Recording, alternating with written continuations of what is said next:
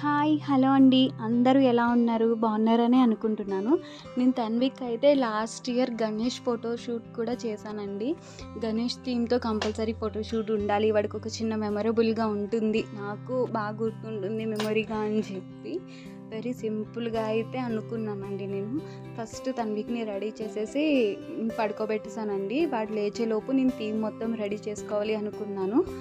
నేను ఫస్ట్ అయితే అనుకోలేదండి, ఆల్ ఆఫ్ సడన్ అనుకుని అప్పుడే థీమ్ ప్లాన్ చేశానండి. సో వాడిని పడుకోబెట్టేశాక అన్నీ తెచ్చుకుని నేను అరేంజ్ చేసుకుంటున్నాను. వెరీ సింపుల్గా అయితే తీసుకున్నాను థీమ్ మట్టికి. బట్ నా థీమ్ కంప్లీట్ అవ్వకుండానే తన్విక్ లేచిపోయాడండి ఈ లోపే. సో వాడికి మళ్ళీ వాడిని ఊరుకోబెట్టుకుని వాడికి గంటిచ్చి కాసేపు అమ్మని ఆడిపించమన్నాను. అమ్మ ఆడిపిస్తూ ఉంటే నేను ఈ లోపు వెరీ సింపుల్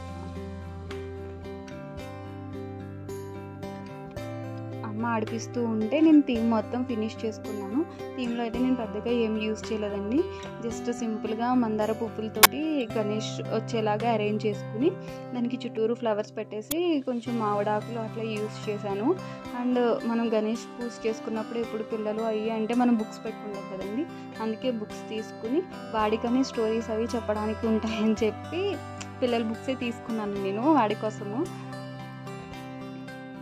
ఆ బుక్సే అక్కడ పెట్టేసి థీమ్ అట్లా సింపుల్గా కంప్లీట్ చేశాను. థీమ్ ఎలా ఉంది, ఏంటి, తన్విక్ ఎలా ఉన్నాడు అనేది కూడా కమెంట్ చేయండి. Thank you for watching this video.